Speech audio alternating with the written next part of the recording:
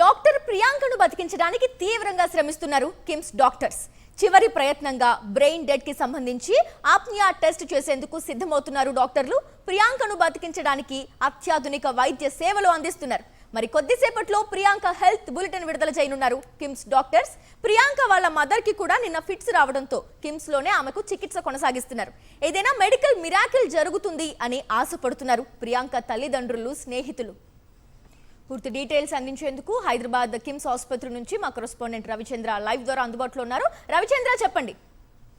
జేసీ, అయితే ప్రియాంకకు health bulletin మరికొద్దిసేపట్లో విడుదల చేయనున్నారు డాక్టర్లు. అయితే ఈమెకు సంబంధించి, ప్రియాంకకు సంబంధించి, బ్రెయిన్కు సంబంధించి ఆప్నియా టెస్ట్ నిర్వహిస్తున్నారు. ఆప్నియా టెస్ట్ కొద్దిసేపు క్రితమే స్టార్ట్ అయినట్టు కూడా తెలుస్తుంది. అయితే తల్లిదండ్రులు వచ్చిన తర్వాత ఈ టెస్ట్ నిర్వహిస్తున్నారు. తల్లిదండ్రులు కూడా కొద్దిసేపు క్రితం, అంటే తండ్రి చేరుకున్నారు.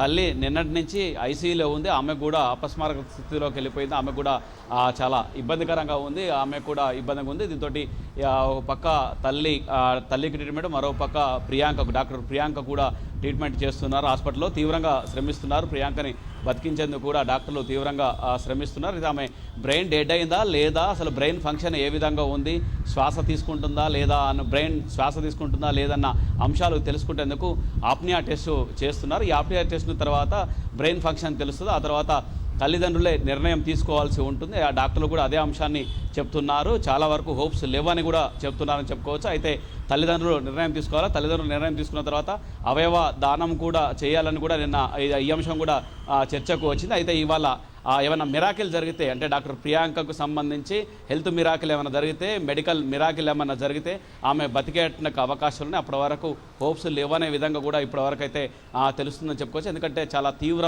గాయాలైనాయి తలకు, బ్రెయిన్కు ఆక్సిజన్ అందకపోవడం, ఈ విధంగా గత 4 రోజుల నుంచి ఈ విధంగా ట్రీట్మెంట్ చేస్తున్నారని చెప్పుకోవచ్చు. ఇదే అంశానికి సంబంధించి ప్రియాంక తండ్రి కూడా అదే అంశాన్ని మాట్లాడుతున్నారు. ఈ విధంగా కొంతమంది యువకుల మద్యం సేవించి ఈ విధంగా ప్రమాదానికి గురి చేయడంతో కడుపు కోతగా మిగిలిందంటూ కూడా తీవ్ర ఆవేదన తండ్రి వ్యక్తం చేస్తున్నారని చెప్పుకోవచ్చు. Gracie, right, thank you Ravichandra. మరిన్ని అప్డేట్స్ కోసం ఛానల్ ను సబ్స్క్రైబ్ చేయండి. నోటిఫికేషన్స్ కోసం బెల్ ఐకాన్ పై క్లిక్ చేయండి.